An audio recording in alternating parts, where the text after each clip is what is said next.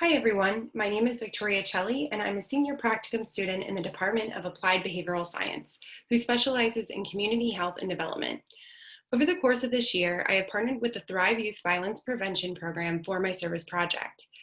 ThrYve is a multi-level youth violence prevention program that was started by the KU Center for Community Health and Development. They serve youth ages 12 to 18 of racial and ethnic minority backgrounds who reside in Wyandotte County, Kansas, and who attend Carl Bruce Middle School, Wyandotte High School, and Sumner Academy. The overall goal of my service project was to support the ThrYve organization by furthering their work to empower youth in Wyandotte County to be civically engaged leaders in their communities. At the start of the semester, staff addressed a need for more civic engagement activities that supported ThrYve's positive youth development approach to violence prevention. The PYD approach focuses on enhancing protective factors within a youth's environment, such as after-school programs and community engagement opportunities. We decided the 2020 November general election, as well as the 2020 census, were key civic engagement opportunities ThrYve could promote during the fall semester. Some of the activities we promoted to youth were 2 virtual voter registration events, an opportunity for youth who were not old enough to vote to be featured in a ThrYve newsletter article about civic engagement and voting, and a lesson about how to complete the 2020 census questionnaire in after-school programming. Along with providing civic engagement activities, we offered a variety of information and resources about the 2020 election and census through ThrYve's social media accounts and newsletter. Following the election, we also developed a comprehensive protocol folder that staff and youth can use for future ThrYve election events and activities. The civic engagement activities and education impacted ThrYve on multiple levels. On the individual level, youth were provided with positive activities to stay civically engaged and informed.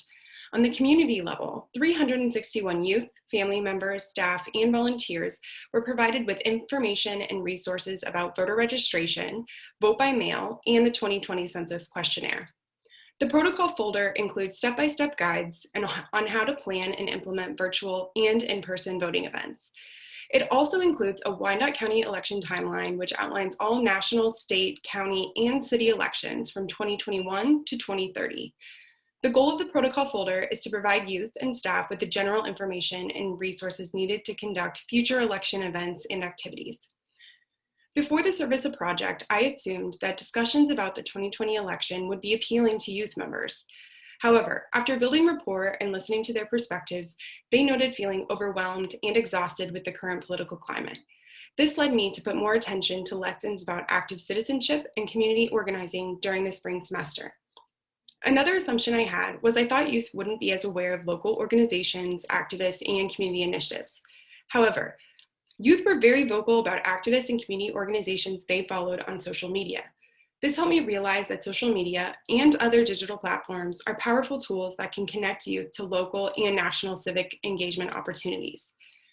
Building rapport with youth and listening to their perspectives helped me understand that individuals should recognize the responsibility of teaching civic engagement to youth through an anti-bias lens.